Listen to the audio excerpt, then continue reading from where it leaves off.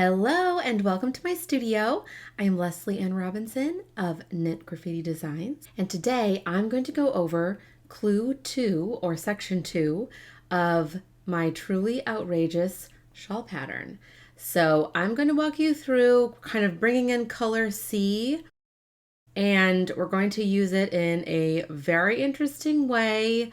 And I can't wait to share this with you. So whether you're knitting this as part of the mystery or even afterwards, hopefully this will help you. So let's go. All right, hello and welcome to Clue 2 of Truly Outrageous. I am showing this on kind of a swatch right now. So pretend I just worked Clue 1 with all the gorgeous stockinette stripes. And I hope you enjoyed Clue 1. I really do. It was kind of a fun, funky way to start the shawl. So pretend like I have knit Clue 1. Okay, I have my marker here. I'm just going to work through basically one repeat of what Clue 2 will be. So Clue 2 is, you guessed it, the 2-color brioche section. So I am very excited to share this with you today. And we're also bringing in our color C. So color C is this gorgeous, gorgeous purple inspired by Shauna and her amazing hair. The stitch pattern that I developed for this shawl was also inspired by her fashion and her makeup. So I hope you enjoy this. Okay, so you're going to start off Clue 2. You're going to start off, or Section 2, with just a couple of stockinette rows with your color C. Okay, so it's going to be the first time you introduce that color, and you really just want to have a seamless transition between sections 1 and 2, and this will really help to create that seamless look. Okay, so after you work those first 2 stockinette rows, they're going to be worked identically to the rows that you worked in section 1 or Clue 1. Okay, and then you'll begin the 2-color brioche. Now, the 2-color brioche I have is both written and charted, so feel free to use whichever you're most comfortable with. I myself am a chart knitter, especially with brioche increases and decreases. But, that's why I provide the written instructions as well, so that you can follow along there as well. So you'll see where it says 2-color brioche, we're going to be using color C as our main color. Okay, so that's the color that's going to shine on the main side of the work. And we're going to be using color A as our contrast color. Okay, so it's a little bit different. The main color is going to be a little darker with my colors. So if you're using the same colors from junk yarn, it's going to be the darker color is going to be the main color. So you'll notice I've written the instructions as main side and contrast side, main color and contrast color. So we're going to first work a few setup rows. Okay, and we're going to be continuing the I-cord edge on either edge. Okay, we're going to be continuing that up the shawl, and I'll show you how to work that with the 2-color brioche. Okay, so you can see I've got here's my tail. I've got my color C yarn here, and I've got my color A yarn here. Okay, I haven't broken any yarns. So we're going to start with setup row MS, MC, which is we're on the main side using our main color. And we're going to knit 3 for the I-cord edge.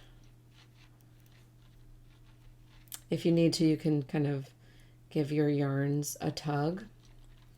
And now we're going to work some brioche setup rows because, as you can see, we don't have any brioche stitches on our needles. So we're going to be going from single knit stitches or purl stitches to brioche stitches that have the wrap around them. So I'm going to work a YF, slip 1, yarn over. Okay, this is going to be kind of one little row of 1-color brioche. And then I'm just going to knit one. I'm going to work that until the last 3 stitches. YF slip one yarn over, knit one. Remember that you want every other stitch to be a brioche stitch. Okay, so I'm just going to work that over to my marker. And when you get to your marker, you're going to end with a knit one. Okay, so you'll work YF slip one yarn over, knit one, slip your marker, and you want your center stitch, so this center stitch of the shawl, to be it's going to be a burp stitch. So you're going to want to work the YF slip one yarn over for that center stitch. And then I'll continue working knit one, YF slip one yarn over until I get to the last 3 stitches, which are my I-cord edge. And you're going to end with a YF slip one yarn over, and then you're just going to knit those 3 stitches.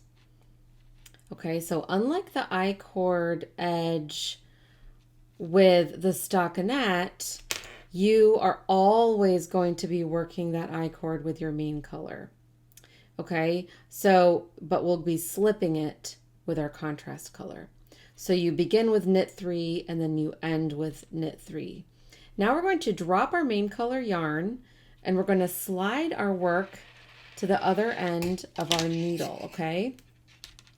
Because we need to finish the row with our contrast color. So you might notice that my contrast color is back here in the back of my work. So what I'm going to do, I want to bring it to the front of my work because I'm going to be brioche purling this stitch.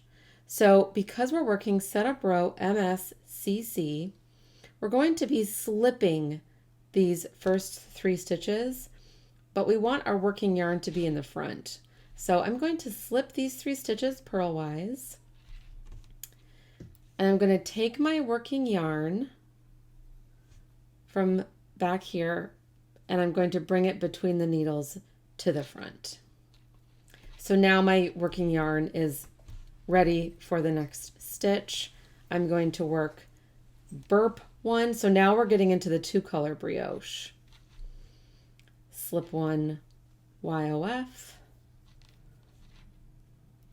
burp one.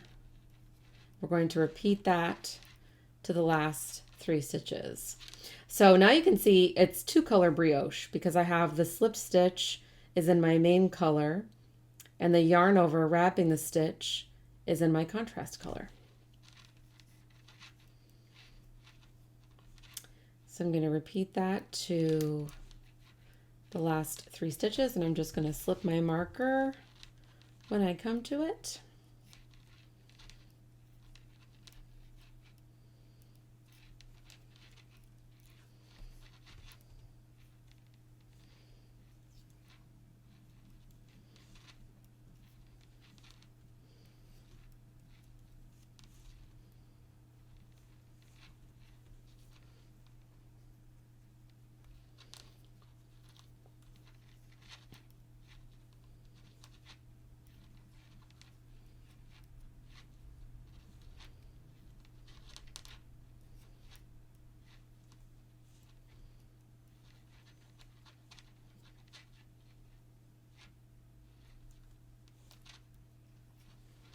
Okay, so now when I come to the 3 edge stitches for my I-cord, I'm going to leave my working yarn in the front and I'm just going to slip those 3 stitches purlwise.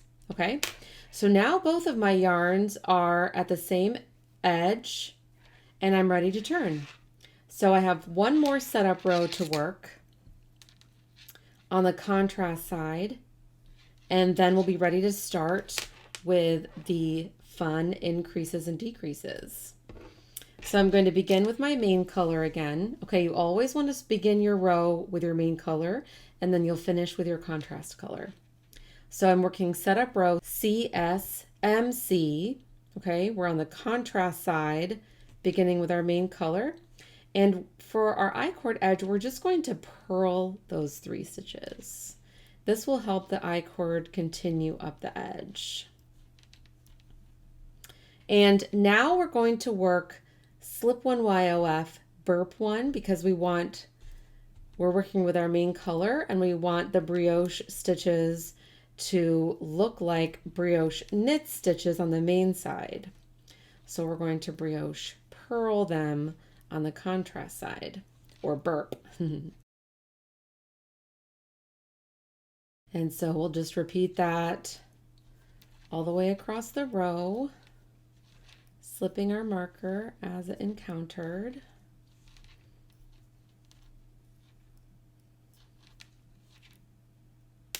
Oops, I dropped it.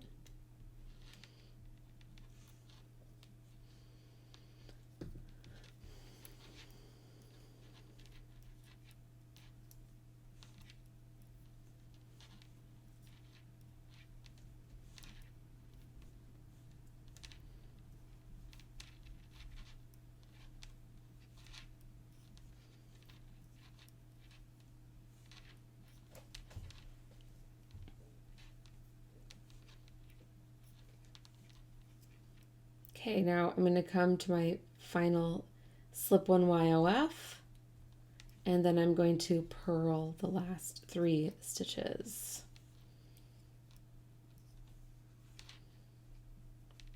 Okay, so I finished my main color. I'm going to drop that and slide my work back to the other end of my needle to finish the row with my contrast color. So now, you guessed it, we're going to be doing the opposite with our contrast color that we did on the main side, okay? Because we want it to look like a brioche purl on the main side, so we're going to brioche knit on the contrast side. So our working yarn is in the back. We're going to slip the first 3 stitches purlwise, okay, for our I-cord edge. And then we've come to a brioche stitch. We're going to brioche knit that, or bark, YF, slip 1 yarn over, bark 1, and we're going to repeat that till the last 3 stitches.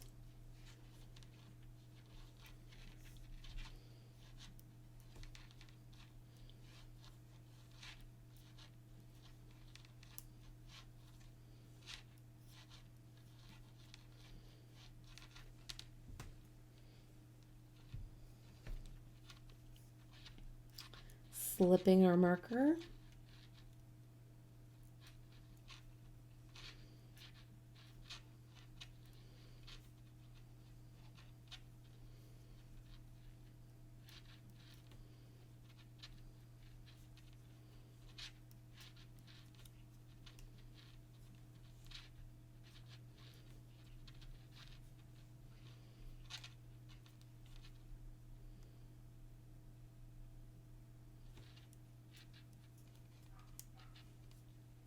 All right, so when you come to your last 4 stitches, you're going to bark 1, leave your working yarn in the back, and slip the last 3 stitches purlwise. And now you can kind of see your brioche is starting to form. It can be kind of difficult to see until you've worked several rows, but now we can turn and begin our row 1, okay? Yeah, you can kind of see how the brioche is starting to form. I always love that. So row 1, you are going to be working a brioche increase, okay? We're going to be using brioche increases for our shawl shaping, and we're going to be working 4 increases each main side row. And unlike the previous section, we're going to be increasing the same number of stitches at each edge. Okay, so we're not going to be increasing an extra stitch at the left edge like we were in section 1. So there's going to be increases worked at either edge as well as in the center. Okay, so we're going to begin row 1, MS MC. And so we're going to begin with our main color. And we're going to knit 3 for our I-cord edge.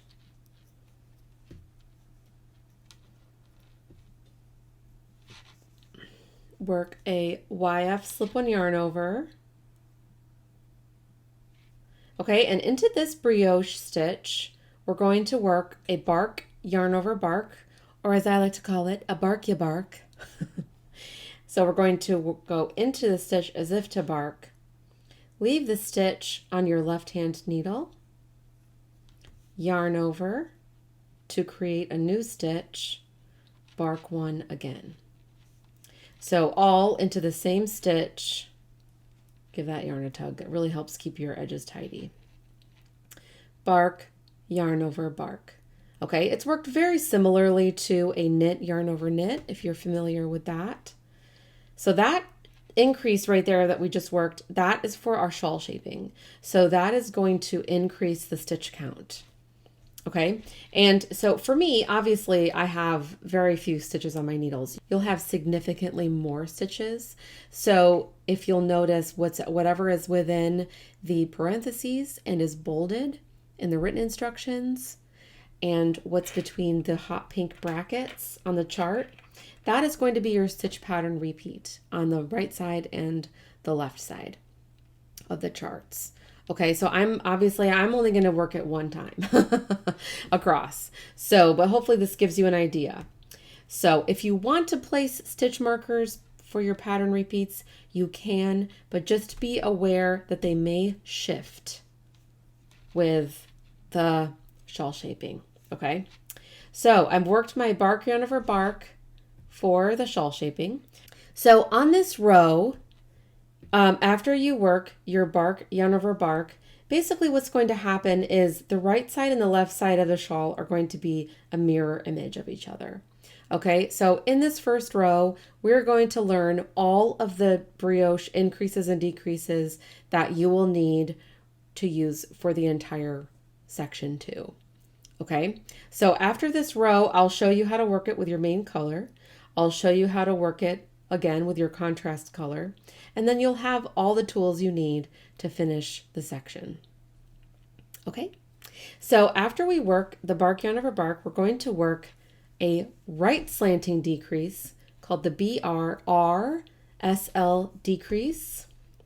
So I'm going to work YF slip-one yarn over, kind of think about that like you need to have that as a little setup before you work your decrease. And into these 3 stitches, I'm going to work the BRRSL decrease. So it's a 2-stitch decrease, slanting to the right, hence the giant R. And we're going to be going from 3 stitches down to 1. Okay, so we're going to note these stitches as A, B, and C. You'll notice that stitches A and C are both brioche stitches, right? It looks like 2 stitches, but you only count it as 1. And the center stitch is a B stitch is single stitch. So I'm going to slip A knitwise. Okay, so put your needle in as if to brioche knit, but just slip it off your needles. And by slipping it off knitwise like that, you're actually twisting the stitch so that when you're finished with this decrease, it will lay correctly on the fabric. Okay, so now we're just going to knit B by itself. Okay, and your yarn is coming from kind of far away because you just wrapped that slipped stitch over here, but don't worry about that. It will all even out once the decrease is complete. So we've just knit B. We're going to pass A over B. Okay, we're going to pass A over this stitch, and you want to grab both the slipped stitch and the yarn over. Pass it over. Place your stitch on your left-hand needle, so just slip it over purlwise, and you're going to pass C over. So I'm going to grab both the slipped stitch and the yarn over, pass that over. And now we're finished with our decrease, so we can place our final stitch on our right-hand needle and give it a tug. it might be hard to see the decrease right away, but as your shawl grows, you'll be able to see it more clearly. Okay, and you can also tell it's a right slanting decrease with the little yarn over is on the right. Okay, so I'm going to now work another YF slip-one yarn over, and into this stitch I'm going to work a bark yarn over bark again. Okay, so we just did a 2-stitch decrease, and now we're going to work a 2-stitch increase, and these equal each other out. So I'm bark 1, leaving my stitch on my left hand needle, yarn over to create a new stitch, bark 1 into the same stitch. Okay, so these 2 stitches equal each other out, so there hasn't been any change in your stitch count. So you'll work that repeat. So then you'll work YF slip-one yarn over, bark 1, YF slip-one yarn over. Okay, and those 8 stitches, so this right slanting decrease and these are going to be your 8-stitch repeat, your stitch pattern repeat, until you get to 1 stitch before your marker. Okay, so once you work across your row and you come to 1 stitch before your marker, this is going to be your next shawl shaping increase. So you'll work bark, yarn over bark again, slip the marker, and our center stitch is going to be a YF slip-one yarn over, so it'll look like that nice kind of brioche pearl valley. And we're going to work another bark yarn over bark. So if you need to, feel free to place another marker here, kind of flanking your center stitch. And we'll work bark yarn over bark again, and that's another shawl shaping increase. Okay, so you kind of have like, here's your center stitch, and then you have a bark yarn over bark on either side of that. And then now we're working the mirror image of the side that we just worked. Okay, so your right side and your left side are going to be mirror images of each other. So I'm going to work, so now here begins my pattern repeat. Okay, so my 8-stitch pattern repeat is going to involve these 8 stitches. I'm going to work bark 1, YF slip-one yarn over, and now into this stitch I'm going to work the bark yarn over bark again, but this one is not for the shawl shaping. This one is for the stitch pattern repeat. Okay, and I'm going to work YF slip-one yarn over.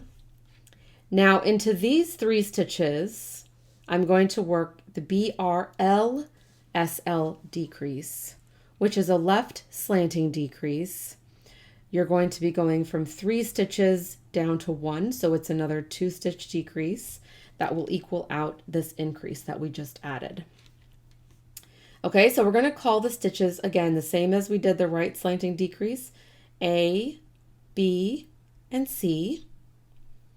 Okay, we're going to, and as you can see again, it's the same. The A and C are brioche stitches, and B is a single stitch. We're going to slip A knitwise. Okay, put your needle in as if to brioche knit both the slipped stitch and the yarn over, and slip it off, twisting it at the same time.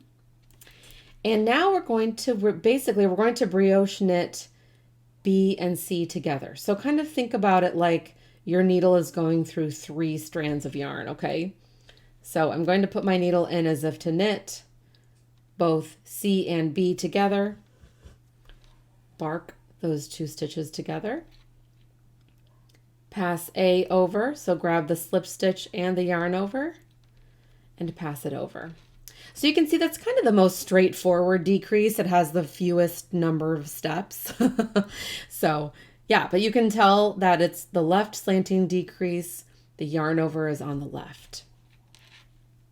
And we'll end with YF slip-one yarn over. That's the end of our stitch pattern repeat. Okay, those 8 stitches together. So here's my increase that cancels out the decrease. And now into this brioche stitch, we're going to work another bark yarn over bark for the shawl shaping. Okay, so we're going to have 8 stitches increased each main side, main color row. We'll end with YF slip 1 yarn over, and then we'll knit the 3 edge stitches. Okay, so those are all of the techniques that you'll need for in the entire section 2. Okay, you'll be repeating them in a different sequence each row to create this really cool kind of brioche zigzag pattern. Hopefully, as you watch it grow, you'll be able to kind of see where the stitches need to be lined up, okay? So I'm going to slide my work back because I just finished with my main color. Okay, so we've slid our work back, and now I'm going to show you how to work, kind of finish the row with your contrast color. Okay, so I cover this with a note in the written instructions, but it is actually shown on the chart. So if you're a chart knitter, basically what you want to do when you come to a newly increased stitch, like this bark yarn over bark right here, is you want to treat these 3 new stitches, well, the 2 new stitches, but 3 stitches total, as 3 individual stitches. Okay, so kind of think about it like you need to work a mini brioche setup. So I'm working row 1, MSCC. I'm going to slip these 3 stitches for my I-cord, purlwise, brioche purl. And now I've come to my increase. So what I'm going to do is wherever I worked a yarn over, so the center stitch, I am just going to purl that stitch, because it's going to become a brioche purl once this grows. So I'm going to work slip 1, got my little tail here, YOF, and then just purl that stitch, because kind of think about it like it doesn't have its brioche stitch yet. Slip 1 YOF, and now we've come to a brioche purl. Here's our decrease, okay, that we worked. So I'm just going to work a slip 1 YOF, burp. And I've come to another increase now. I'm going to work slip 1 YOF, purl 1, slip 1 YOF, burp. Okay, so you'll continue that way across the row. So whenever you come to an increase, just work each stitch individually. Come to my marker, slip the marker, burp 1. Okay, so it might look kind of weird at first, after you work the slip 1 YOF, the increase, but you kind of can see there is a little kind of decorative hole right there where I worked the increase, and that's totally normal, okay? So I'm just going to finish this row.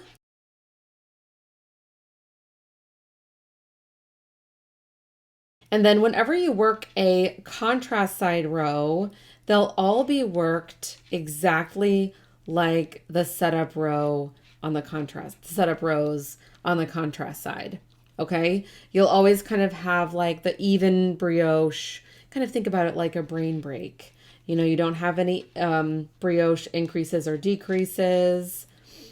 It's just even brioche all the way across the row.